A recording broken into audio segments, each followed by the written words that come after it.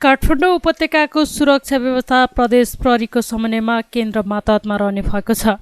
सिंहदरबारमा बिहिबार बसेको प्रतिनिधि सभा अन्तर्गतको राज्य व्यवस्था तथा सुशासन समितिको बैठकले नेपाल प्रहरी र प्रदेश प्रहरी कार्य सञ्चालन सुपरिवेक्षण र समन्वय ऐन 2076लाई संशोधन गर्न बनेको विधेयकमाथि छलफल गर्दै संशोधनसहित पारित गरेको हो। बैठकमा उपत्यकाको सुरक्षाको सन्दर्भमा आएको संशोधन प्रस्तावमा प्रदेश प्रहरीसँगको समन्वय रहने गरी बुदा थप गरेर पास गर्ने गरी सहमति भएको हो।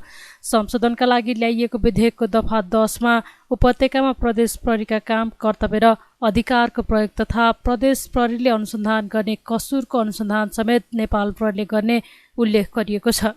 त्यस्तै अध्यागमन सम्बन्धी कसुरको अनुसन्धानमा नेपाल प्रहरीले नै अनुसन्धान गर्ने कुरालाई यथावत राखिएको छ। बैठकमा गृहमन्त्री बालकृष्ण खाँडले गम्भीरतापूर्वक नै उपत्यकाको दायित्व निर्वाह गर्नुपर्ने भएकाले नै उक्त संशोधन ल्याइएको बताउनुभयो। उहाँले संशोधनलाई पूर्ववर्ती सरकारले अघि बढाएको र अहिलेको सरकारले समेत निरन्तरता दिएको जानकारी दिनुभयो। अहिले उक्त व्यवस्था अध्यादेशको रूपमा कार्यान्वयनमा रहेको मन्त्री खाँडको भनाइ छ। यो छलफलमा रहेको विषय चाहिँ नि काठमाडौँ, भक्तपुर, ललितपुर जो राजधानी उपत्यका भनिन्छ, यसको सुरक्षा संवेदनशीलताका कारणले नेपाल प्रहरीले नै यो सुरक्षाको जिम्मेवारी लिनु पर्यो भने हो। प्रदेश प्रहरी योग्य भएन, क्षमताशील भएन र भोलि चाहिँ तपाईलाई 2 वर्षपछि, 5 वर्षपछि, 10 वर्षपछि, 20 वर्षपछि, 50 वर्षपछि नेपालको सुरक्षाको जिम्मेवारी र व्यवस्थापनमा आमूल परिवर्तन हुँदै जान्छ नि त। मेट्रो पुलिसको चाहिँ कन्सेप्ट आयो, जस्तै अघि मान्यजीले पनि भन्नुभयो, जस्तै प्रदेश प्रहरीको अहिलेको व्यवस्थामा चाहिँ डिआइजी छ, प्रदेश प्रहरीमा एआइजी राख्ने प्रस्ताव पनि आयो, सदनमा पनि कुरा उठ्यो। तर अहिलेकै मौजूदा चाहिँ व्यवस्थामा प्रदेशको आन्तरिक मामला मन्त्रालयको सचिव चाहिँ नि प्रथम श्रेणी हुनुहुन्छ। अब एआइजी चाहिँ नि विशेष श्रेणी हुने भयो। त्यसकारण एउटा ऐन मात्रै, एउटा स्ट्रक्चरको चाहिँ नि प्रबन्ध मात्रै बदलेर भएन। त्यसका लागि समग्र चाहिँ नि त्योसँग एसोसिएट र अन्तर्क्रिया गर्ने, अन्तर सम्बन्धित चाहिने अरू संस्थाहरूको पनि एकीकृत रूपमा गर्नुपर्ने देखिन्छ कि। त्यसपछि खास गरेर काठमाडौँ उपत्यकामा अहिले पनि के छ भने मेट्रो पुलिस भनेर राखिएको छ, महानगरीय प्रहरी भनेर राखिएको छ र त्यहाँ चाहिँ एआइजी नै हुन्छ। अब अहिलेको अवस्थामा अब हेटौडामा चाहिँ नि बागमती प्रदेशको चाहिँ केन्द्र राजधानी छ, त्यहाँको डिआइजीले काठमाडौँ उपत्यका पनि हेर्नुपर्ने भयो। अब कहिलेकाहीँ कस्तो भन्दाखेरि सुरक्षा संवेदनशीलता कारणले प्रहरी या प्रदेश प्रहरीले गम्भीरतापूर्वकै चाहिँ नि आफ्नो दायित्व निर्वाह गर्नुपर्ने हुन्छ र प्रदेश र सङ्घको लिडरसिपकै बिचमा द्वन्द्व भयो भने के होला? त्यस्तो स्थिति नआउला भन्नु सकिन्न नि। त्यसले गर्दाखेरि राजधानीको जुन सेन्सिटिभिटी छ त्यो सेन्सिटिभिटीलाई ध्यानमा राखेर यो चाहिँ नि संशोधन ल्याएको हो। यो संशोधनलाई योभन्दा पूर्ववर्ती सरकारले पनि अगाडि बढायो र अहिलेको चाहिँ नि सरकारले पनि, अहिलेको गठबन्धनले पनि यसलाई निरन्तरता दिएको छ र अध्यादेशकै रूपमा कार्यान्वयनमा लगेको छ। यसअघि छलफलमा माओवादीका सांसदहरूले राजधानीको सुरक्षाका विषयमा प्रदेश प्रहरीको अधिकार कटौती हुन नहुने बताएका थिए भने एमाले र कङ्ग्रेसका सांसदहरूले उपत्यकाको सुरक्षाको जिम्मा नेपाल प्रहरीले नै गर्नुपर्ने गरी ल्याइएको संशोधनप्रति समर्थन जनाएका थिए।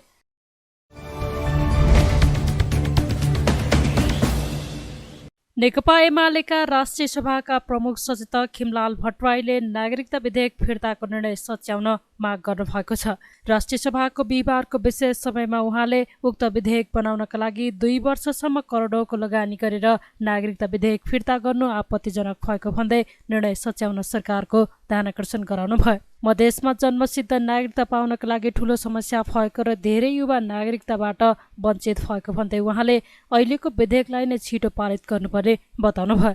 त्यस्तै उहाँले खेतीपातीको समयमा समेत मल उपलब्ध गराउन नसकेको भन्दै आपत्ति जनाउनुभयो। उहाँले बजेट निर्माण प्रक्रियामा करका दर हेरफेरमा अनधिकृत व्यक्ति प्रवेश गरेको विषयलाई लिएर अर्थमन्त्री जनार्दन शर्माले राजीनामा दिनु सकारात्मक भएको समेत बताउनुभयो। नागरिकता विधेयक किन फिर्ता गरेको?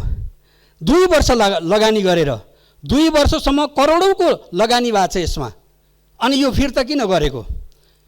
मलाई लागेको थियो यो समितिमा फिर्ता गरेर यसलाई चाहिँ पास गरेर चाहिँ यो अगाडि आउँछ, राष्ट्रिय सभामा पनि आउँछ र यही चाहिँ सदनमा यही चाहिँ संसदले चाहिँ यसलाई पास गरेर अगाडि जान्छ भन्ने चाहिँ मलाई लागेको थियो।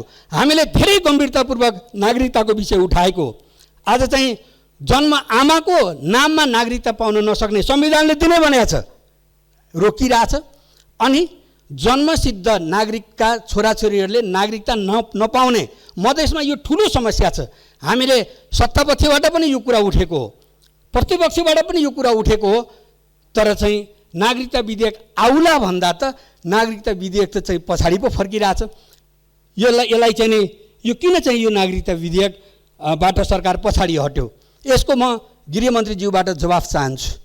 यो आउनु पर्यो र म फेरि पनि भन्न चाहन्छु यो नागरिकता विधेयक यसै सदनमा आओस् र यो पास भएर अगाडि बढोस् भनेर चाहिँ नि म भन्न चाहन्छु, म माग गर्न चाहन्छु। मलखातको कुरा अघि मान्यज्यूले पनि उठाउनु भएको छ। मलखातको त्यस्तै गम्भीर समस्या छ। अब नयाँ मन्त्री आउनु भएको छ, उहाँलाई अब के भनौँ? एकजना मन्त्रीले यहाँ आएर चाहिँ 1 हप्ताभित्र मलखात आउँछ भनेर जानुभयो, उहाँ त हटि नै हाल्नुभयो। अब नयाँ आउनु भएको छ, उहाँलाई के भनौँ? उहाँबाट चाहिँ यो सबै बुझेर अहिले यो समस्या समाधान हुन्छ भन्ने मलाई लाग्दैन। र यो म PM अफिससँग सोध्न चाहन्छु, प्रधानमन्त्री कार्यालयसँग सोध्न चाहन्छु, यो मलखातको स्थिति यो कसरी समाधान हुँदैछ, यो कहिलेसम्म आउँदैछ? अब त सकिने, यो अहिलेको बर्खाको सिजनै सकिने बेला भइसक्यो भनेदेखि यो सरकार यसमा पनि असफल। बैठकको विशेष समयमा सांसद उर्मिला अर्यालले अर्थमन्त्रीमाथि उठेका प्रश्नका बारेमा छानबिन समितिले सत्य अध्ययन गरी प्रतिवेदन सार्वजनिक गर्ने विश्वास व्यक्त गर्नुभयो। सांसद सुमित्रा बेसीले अर्थमन्त्रीले 3 महिनासम्म राख्नुपर्ने CCTV फुटेजलाई 13 दिनमै हटाएको प्रति आपत्ति जनाउनुभयो।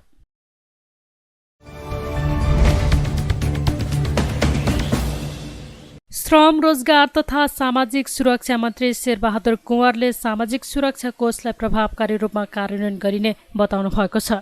तराई विकास तथा सञ्चार केन्द्रले बिहिबार काठमाडौँमा आयोजना गरेको कार्यक्रममा मन्त्री कुँवरले सामाजिक सुरक्षाको दायरा वृद्धि गर्दै यसको प्रभावकारी कार्यान्वयन गरिने बताउनु भएको हो।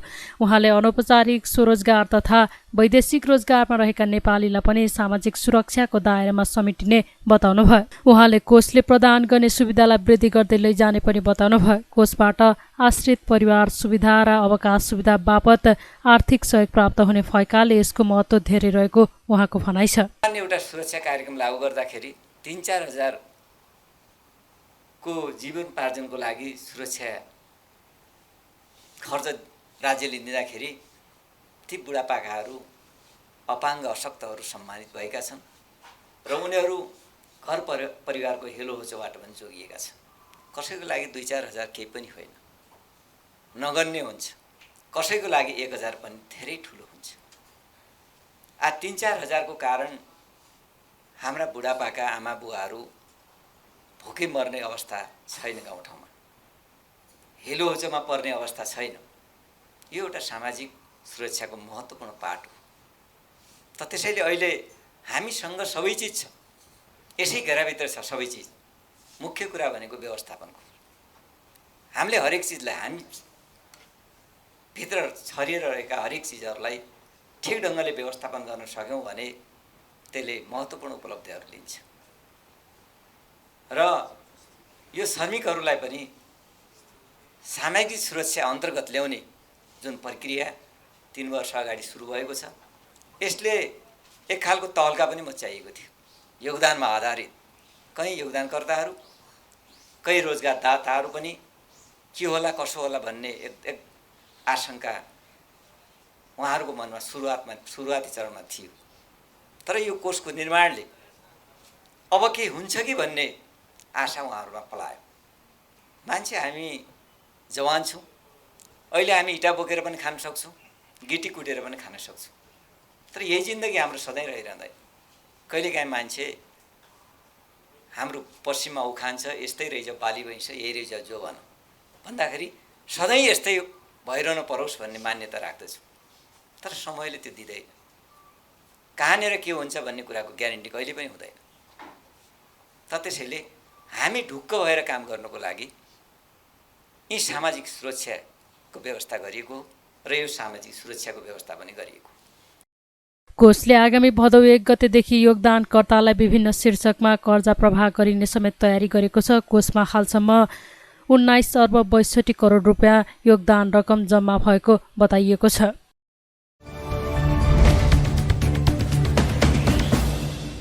साझा यातायातले बिहिबारदेखि नयाँ विद्युतीय बस सञ्चालनमा ल्याएको छ। चीनबाट पहिलो चरणमा ल्याइएका 3वटा विद्युतीय बस बिहिबारबाट सञ्चालनमा आएका हुन्।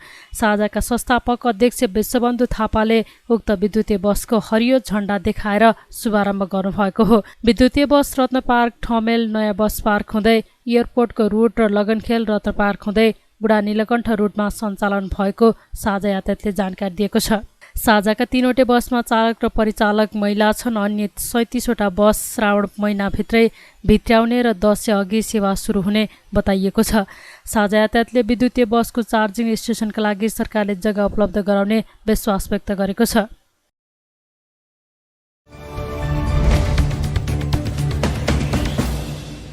पार्टीको स्थायी कमिटी र पोलिट ब्युरो गठन गर्दै नेकपा माओवादी केन्द्रको केन्द्रीय कमिटी बैठक सम्पन्न भएको छ। बिहिबार काठमाडौँको प्रज्ञा भवनमा बसेको बैठकले पोलिट ब्युरो 156 जनाको गठन गरेको हो। बैठकले स्थायी कमिटी 41 जनाको गठन गरेको र अहिले 15 जनाको नामावली पेश गरेको माओवादी नेता कृष्ण बहादुर महराले जानकारी दिनुभयो।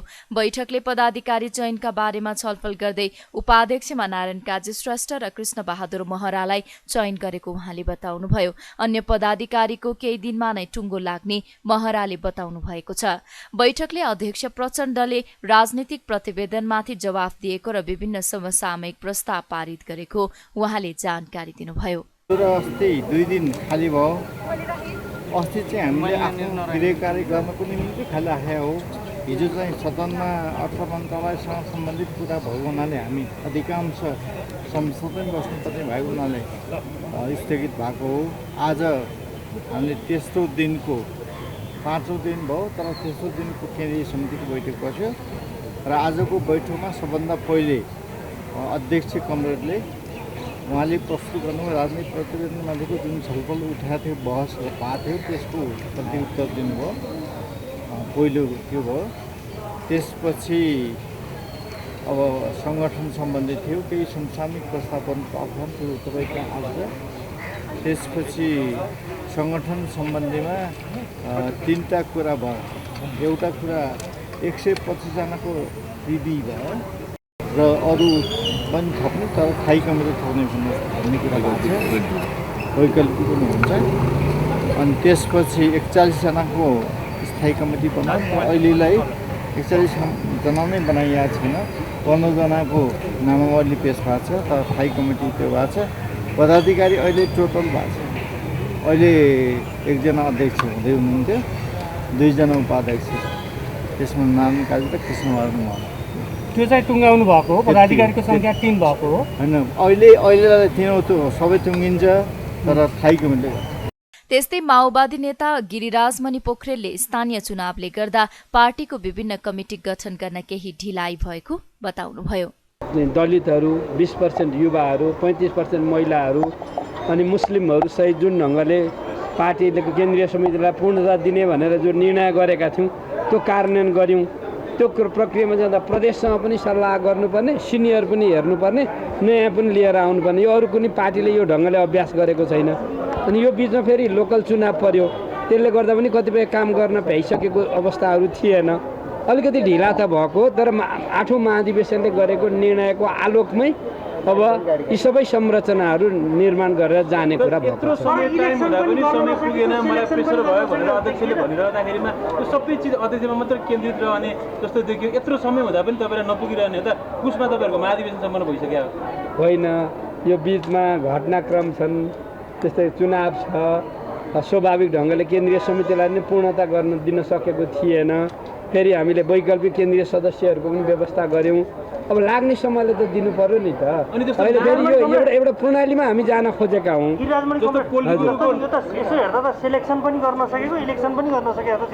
अहिले सहमतिमा गएको। अहिले म जे कुरा भन्न चाहन्छु, महाधिवेशनमा पनि नेतृत्व सहमतिमै छानिएको हो। अहिले पनि सहमतिमै अध्यक्षले सबैलाई समेटेर लिएर जाने अधिकतम कोसिस गर्नुभएको छ। बैठकमा प्रचण्डले केही दिनभित्रै पदाधिकारी टुङ्गो लगाउने बताउनु भएको थियो।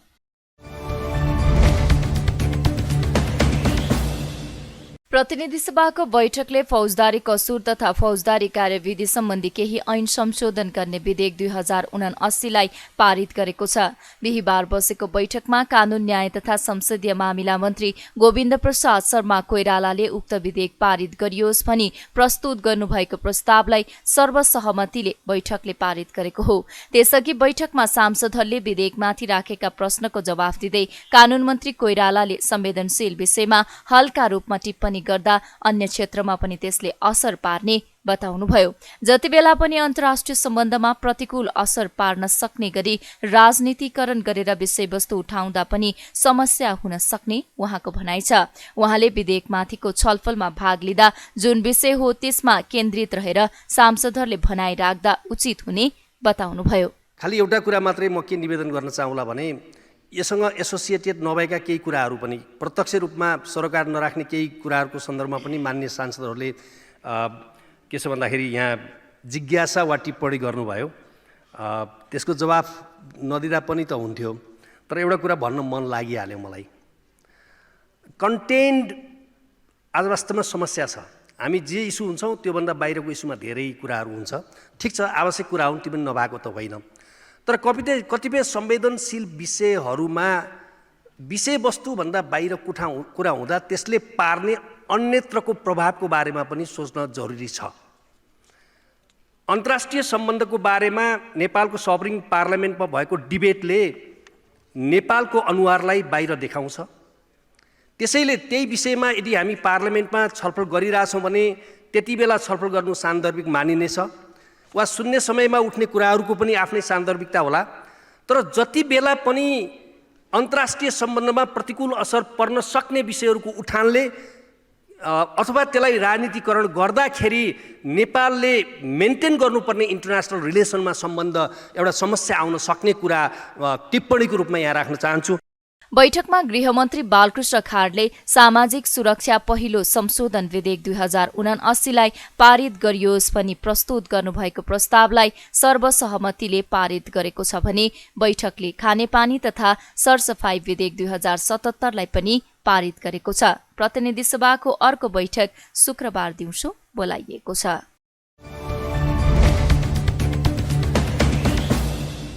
नेपाली कांग्रेसका नेता प्रदीप पौडेलले निर्वाचनलाई पारदर्शी बनाउन सबै पक्ष जिम्मेवार हुनुपर्ने बताउनु भएको छ। बिहिबार काठमाडौँमा आयोजित आर्थिक सुशासन र निर्वाचन विषय कार्यक्रममा उहाँले टिकट लिनेदेखि निर्वाचनसम्म खर्च गर्दै जाँदा निर्वाचन आयोगले तोकेको खर्च सीमा भन्दा धेरै गुणा बढी खर्च हुने देखिएको भन्दै निर्वाचनलाई पारदर्शी बनाउन सबै पक्ष जिम्मेवार हुनुपर्ने बताउनु भएको हो।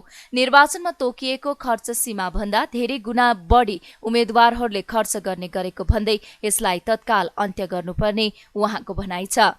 निर्वाचन कानून र आचार संहिता धेरै भए पनि कतिपय रूपमा आयोग सक्रिय देखिए पनि त्यो कार्यान्वयन हुन नसकेको उहाँको भनाइ छ। जुनसुकै तहको टिकट पनि नेतृत्वले आफूले चाहेको मान्छेलाई मात्रै दिने, नेतृत्व खुसी बनाएपछि पुग्ने जुन खालको स्थिति देखिएको छ त्यो पार्टीभित्र असाध्यै बढी अलोकप्रिय छ। नेतृत्व रिजाएर टिकट लिनुपर्ने जुन स्थिति छ त्यो स्थितिले चाहिँ पार्टीले निर्वाचनमा परिणाम लिन नसकेको भन्ने कुरा चाहिँ व्यापक ढङ्गबाट महसुस भएको स्थिति छ। त्यसलाई अन्त्य गर्नका निम्ति एउटा प्राइमेरी इलेक्सन मार्फत चाहिँ कार्यकर्ताले नै उम्मेदवार छनौट गर्ने एउटा त्यो विधि हुन सक्छ। अर्को चाहिँ त्यही भित्र पनि अलि बढी पारदर्शी अलि बढी लोकतान्त्रिक ढङ्गबाट टिकट वितरण गर्ने प्रक्रियालाई अगाडि बढाउन सकिन्छ र चाहिँ निर्वाचनमा पार्टीको आन्तरिक निर्वाचनहरूलाई यो चाहिँ प्रविधि प्रयोग गरेर इलेक्ट्रोनिक भोटिङ सिस्टमबाट अघि विष्णु दाइले भन्नुभएको जस्तो त्यो सिस्टमबाट गर्ने व्यवस्था भयो भने राष्ट्रिय निर्वाचन पनि त्यही सिस्टमबाट गर्ने मनोविज्ञान बन्न सक्छ। एउटा चाहिँ पार्टीको आन्तरिक सुधारको यो विषयहरू हुन सक्छ। दोस्रो कुरा चाहिँ राष्ट्रिय निर्वाचन लाई सुधार गर्ने सन्दर्भमा चाहिँ धेरै विषयहरू आएको छ। तर पनि जस्तै अघि विष्णु दाइले भन्नुभएको थियो इभिएम भोटिङ मेकानिजममा जाँदा पनि जस्तै त्यो भोटिङ सिस्टमबाट भोटिङ भयो, तर आर्थिक चलखेललाई कसरी रोक्ने त? हैन, त्यो इलेक्ट्रोनिक्स भोटिङ सिस्टमबाट भोट हाल्ने मतदातालाई आर्थिक रूपमा जुन प्रभाव पार्ने स्थिति हुन्छ त्यो कसरी रोक्ने त?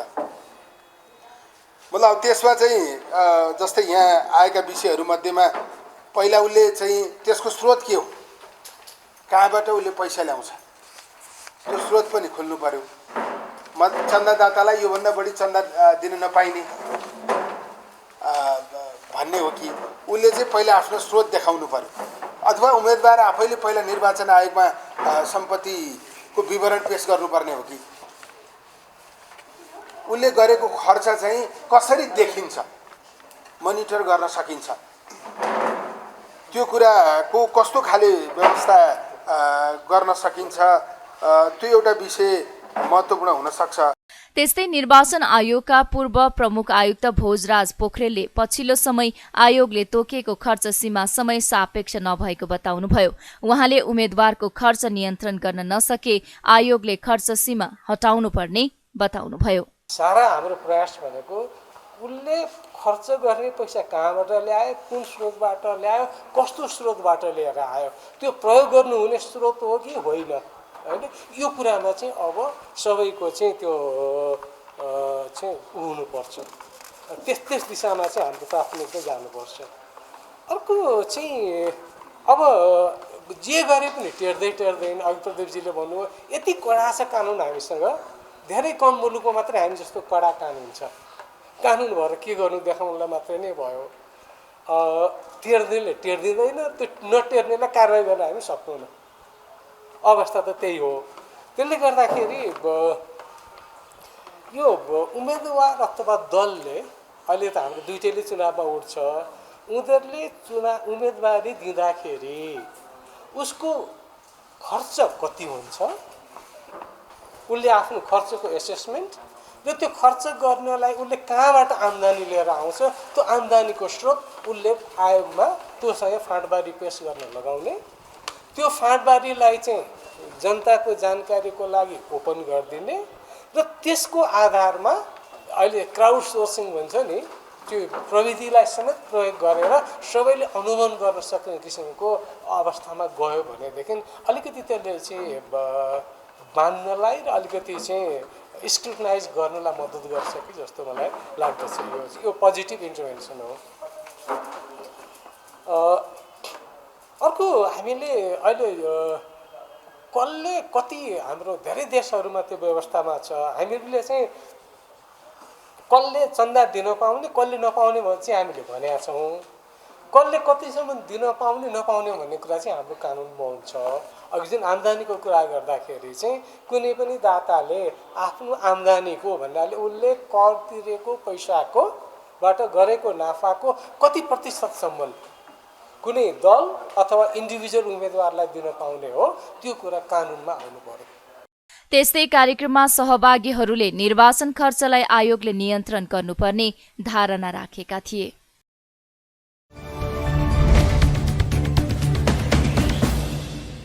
प्रमुख प्रतिपक्षी दल नेकपा एमाले नागरिकता विधेयक फिर्ता लिएर सरकारले नागरिकको हक खोज्ने काम गरेको टिप्पणी गरेको छ।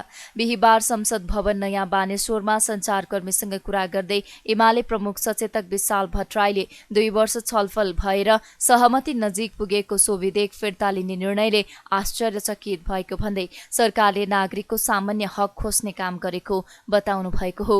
उहाँले सरकारले ल्याउने भनेको अर्को विधेयक नहेरी एमाले आँखा चिम्लेर समर्थन गर्न नसक्ने जिकिर गर्नुभयो। भट्टराईले छिटो भन्दा छिटो ऐन पास गरेर नागरिकता विहीनलाई नागरिकता दिनुपर्ने उल्लेख गर्नुभयो। लामो समयदेखि नागरिकताबाट वञ्चित भएका लाखौं नागरिकहरूलाई नेपालको नागरिकता प्रदान गर्नका लागि हामीले लामो समयदेखि नागरिकता विधेयकमा छलफल गर्यौं। समितिमा छलफल गऱ्यौँ, संसदमा छलफल गऱ्यौँ र यसलाई एक हिसाबले सर्वसम्मतिका साथ टुङ्ग्याउने वातावरण बनेको थियो। त्यो नागरिकता विधेयक चाहिँ जस्ताको तस्तै यो संसदमा ल्याएर फुल हाउसमा ल्याएर पास गरेर वञ्चित भएका लाखौँ नागरिकहरूलाई सहजतापूर्वक नागरिकता दिलाउँ र कम्तीमा पनि राष्ट्रको परिचय, प्रारम्भिक परिचय नागरिकता भनेको साधारण कुरा हो, त्यो दिइहाल्नुपर्छ भन्ने मान्यतामा नेकपा एमाले थियो। हाम्रो पालामा सरकारले संसद नभएको बेला अध्यादेश ल्यायो। केपी शर्मा ओली प्रधानमन्त्री भएको बेला ल्याएको अध्यादेश सर्वोच्च अदालतले गाली गलोजै गरेर त्यसलाई चाहिँ यो संसद छलेर गरियो भनेर चाहिँ फिर्ता त्यसलाई खारेज गर्ने काम गर्यो। पछि यो सरकार बनेपछि हामीले बारम्बार माग गऱ्यौँ नागरिकता विधेयक आओस् भनेर, तर त्यो ल्याउने पनि प्रयत्न हुँदै थियो। हुँदाहुँदै अचानक त्यसलाई फिर्ता लिने रे संसदबाटै भन्ने सुन्दा हामी आश्चर्यचकित भएका छौँ। 2 वर्ष लगाएर छलफल गरेर एक हिसाबले सर्वसम्मतिमा टुङ्गो लागेको र लाखौँ वञ्चितहरूलाई नागरिकता दिने त्यो विधेयक चाहिँ फिर्ता लिएर सरकारले नागरिकको सामान्य हक खोज्ने काम गरेको छ। अर्को ल्याउने कुरा चाहिँ वास्तवमा त्यो हामीले भन्दै थियौँ हामी सहयोग गर्छौँ भनेर, तर अर्को नागरिकता विधेयक कस्तो आउँछ भन्ने कुराको कन्टेन्ट नहेरिकन नेकपा एमाले त्यसलाई ब्लाइन्डली सपोर्ट गर्न सक्दैन। त्यसका कन्टेन्टमा छलफल गर्न, तर मूल रूपमा हामी के भन्छौँ भने नागरिकता छिटोभन्दा छिटो ऐन पास गर्नुपर्छ र वञ्चितहरूलाई नागरिकता दिनुपर्छ भन्ने पक्षमा नेकपा एमाले रह्यो। लामो 2 वर्ष मेहनत गरेका छौँ त्यसमा। हामीले समितिमा गऱ्यौँ, अन्त गऱ्यौँ, कार्यव्यवस्थामा गऱ्यौँ, सबैतिर गरेका थियौँ। त्यसलाई चाहिँ अहिले अब अचानक बिना कारण फिर्ता लिने कुरा चाहिँ हामीलाई आश्चर्यजनक लागेको छ। त्यसकारण छिटोभन्दा छिटो नागरिकता वञ्चितहरूलाई नागरिकता दिलाउने काममा सरकारले अग्रसरता लियोस् र नागरिकहरूको साँच्चै अभिभावक चाहिँ राज्य हो भन्ने कुरा चाहिँ प्रमाणित होस् भन्ने पक्षमा हामी छौँ। सहमत चाहिँ हुनु होला नि हैन? कन्टेन्ट नहेरिकन हामी यसै भन्न सक्दैनौँ। पहिला कसरी आउँछ हेरौँ। अब यो ल्याउने नै गलत बाटो अप्नायो सरकारले, तै पनि हेर्न चाहिँ हामी हेर्छौँ। त्यस उहाँले बिना कारण उक्त विधेयक फिर्ता लिने काम उचित नभएको तर्क गर्नुभयो।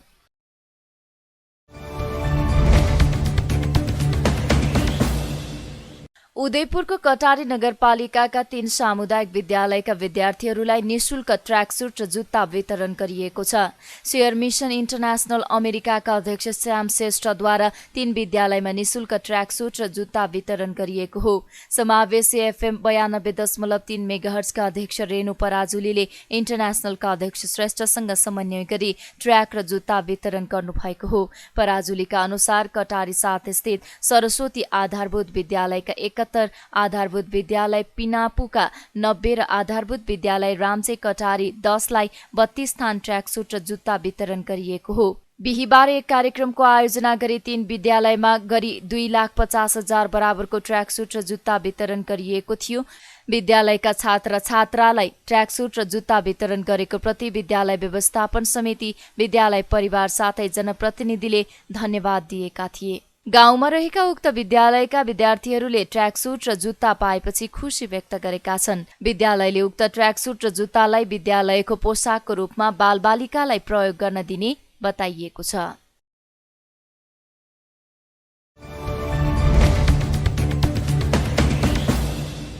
नेपालमा थप 78 जनामा कोरोना संक्रमण पुष्टि भएको छ। देशभर गरिएको 1384 पीसीआर परीक्षणका क्रममा 60 जना र 2131 एन्टिजेन परीक्षणका क्रममा 18 जनामा कोरोना संक्रमण पुष्टि भएको हो।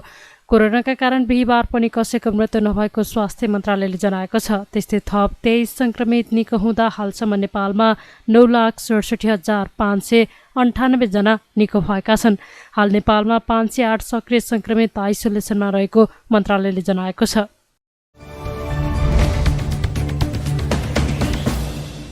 बैंक तथा वित्तीय संस्था परिसंघ सिबिफिनले कर्जा निक्षेप अनुपात सिडी रेसियो 95% कायम राख्न राष्ट्र बैंकलाई सुझाव दिएका छन्। बिहिबार काठमाडौँमा आगामी आर्थिक वर्षको मौद्रिक नीतिका बारेमा राष्ट्र बैंकलाई दिएको सुझावका बारेमा पत्रकार सम्मेलन गर्दै परिसंघले मौजुदा सिडी रेसियोलाई 95% कायम गरी उत्पादनमूलक क्षेत्रमा लगानी विस्तार गर्नका लागि प्रोत्साहनसहितका आवश्यक नीतिगत व्यवस्था गर्नुपर्ने जनाएको हो। त्यस्तै बैंक तथा वित्तीय संस्थाहरूले आर्जन गरेको मुनाफा वितरणको निर्क्युल गर्ने अधिकार पूर्ण व्यवस्था अनुरूपले सम्बन्धित संस्थाहरूलाई नै दिनुपर्ने परिसंघको सुझाव छ। स्थानीय निकायको रकमलाई 100% निक्षेप गणना गर्न दिने व्यवस्थाले उत्पादनशील क्षेत्रमा कर्जा प्रवाह गर्न मद्दत पुग्ने परिसङ्घले जनाएको छ। अनावश्यक र विलासिताका वस्तुहरूका आयातमा गरिएको कडाइलाई थप निरन्तरता दिँदै निर्यात प्रवर्धन गर्न उत्पादनमूलक क्षेत्रमा लगानी विस्तार गर्ने व्यवस्था हुनुपर्ने परिसङ्घका अध्यक्ष पवन गोल्यानले बताउनुभयो। उहाँले उत्पादक वा कम उत्पादक क्षेत्रमा प्रवाह हुने ऋणभन्दा उत्पादनजन्य उद्योगहरूमा प्रवाह हुने ऋणको ब्याज दरमा 4% कम गरी उपलब्ध गराउने व्यवस्था राष्ट्र बैङ्कले गर्नुपर्ने बताउनुभयो। उहाँले उत्पादनमूलक क्षेत्रलाई ऋण प्रवाहमा सहुलियत नदिँदा आयात बढ्न सक्ने भएकाले यसप्रति राष्ट्र बैङ्कको ध्यान जानुपर्ने बताउनुभयो। बैङ्क तथा वित्तीय संस्थाहरू पैसा कमाउन मात्रै नभए मुलुकको आर्थिक विकासका लागि पनि योगदान हुनुपर्ने उहाँको भनाइ छ। ब्याङ्कले लगानी गर्यो, 1% लगानी थप्दाखेरि 0.5% महँगी बढायो र अहिले यो चार्टले पनि हेऱ्यो। पहिला हाम्रो उपेन्द्र पौडेलजीको अध्यक्षतामा हामीले लिक्विडिटी क्राइसिसको बारेमा पनि गरेका थियौँ, त्यसले पनि त्यही देखाएको थियो कि अहिले प्रोडक्टिभ सेक्टरमा ब्याङ्कहरूको लगानी छैन। हाम्रो मुलुकै आयातमुखी भयो, हामी सबैले त्यसलाई चाहिँ बाहिर हाम्रा भाइ र बहिनीहरू बाहिर गए, उनीहरूले पैसा पठाए, त्यसबाट इम्पोर्ट गरेर राजस्व कमायौँ, राजस्वमुखी भयौँ र त्यसलाई चाहिँ हामीले त्यसैलाई विकास मान्यौँ। हामीले प्रोडक्टिभ सेक्टर सबै छोडिदियौँ, खेतहरू सबै हाम्रो बाँझो भयो, हामीले उत्पादनतिर ध्यानै दिएनौँ। सबैजना केमा लाग्यो भने हाम्रो त जिडिपी ग्रोथ 5-6-7% भइरहेको छ भन्ने कुरामा हामी गयौँ, तर त्यो दिगो छैन भन्ने कुरा अब त देखियो नि त। अबको अवस्थामा हामीले प्रोडक्टिभ सेक्टरमा ब्याङ्कहरूले पनि लगानी गर्नुपर्छ भन्ने कुरा हामीले चाहिँ एकदमै अठोटका साथ हामीले पनि प्रण गर्नुपर्छ। सिबिपिनका सबै साथीहरूले पनि यो हेर्नुपर्छ, ब्याङ्कका सिओ साहबहरूले पनि यो, र किनभने हामी चाहिँ संस्था भनेको हामी ब्याङ्क तथा वित्तीय संस्थाहरू पैसा कमाउनको लागि मात्रै होइन, हामीले आर्थिक सुधार, देशलाई के आवश्यकता छ त्यो हिसाबको लगानी गर्न सक्नुपर्छ। त्यसको लागि हामीले मिलेर काम गर्नुपर्ने आवश्यकता छ। प्रोडक्टिभ सेक्टरमा चाहिँ ब्याज कम हुनुपर्छ, सिङ्गल डिजिटमा नै हुनुपर्छ भन्ने हाम्रो चाहना हो। त्यसैले यो डुअल इन्ट्रेस्ट रेट पोलिसी आउनुपर्छ, दुईटा छुट्टा-छुट्टै, ट्रेडिङको लागि 4% बढी र प्रोडक्टिभ सेक्टरको लागि खास गरिकन कृषि, आयात प्रतिस्थापन उद्योग, रोजगारीमूलक उद्योग, निर्यातमुखी उद्योगदेखि लिएर इन्फ्रास्ट्रक्चर प्रोजेक्ट जस्तै हाइड्रो पावर आदि इत्यादि, यिनीहरू सबैमा चाहिँ ब्याज कम हुनुपर्छ। होइन भने भोलि टुरिज्म मैले कुनै सेक्टर छुटायो भने प्रोडक्टिभ सेक्टर एज अ होलमा चाहिँ ब्याज कम हुनुपर्छ भन्ने हाम्रो भनाइ छ र यो चाहिँ हामीले पनि कडाइका साथ लागू गर्नको लागि चाहिँ राष्ट्र ब्याङ्कले त्यस्तो नीति लिनुपर्छ। परिसङ्घले विप्रेषण आप्रवाहमा विशेष व्यवस्थापन गर्ने विप्रेषणको निश्चित हिस्सालाई बचत गर्न आकर्षित योजना ल्याउन पनि सुझाव दिएको छ। अति आवश्यक कृषिजन्य कच्चा पदार्थ बाहेक अन्य कृषिजन्य वस्तु तथा सामग्रीका आयातमा रोक, फजुल खर्च र अनावश्यक वस्तु तथा सेवाको प्रयोगलाई निरुत्साहित गर्दै बचत गर्न प्रोत्साहन गर्नुपर्ने लगायतका सुझाव पनि परिसङ्घले दिएको छ।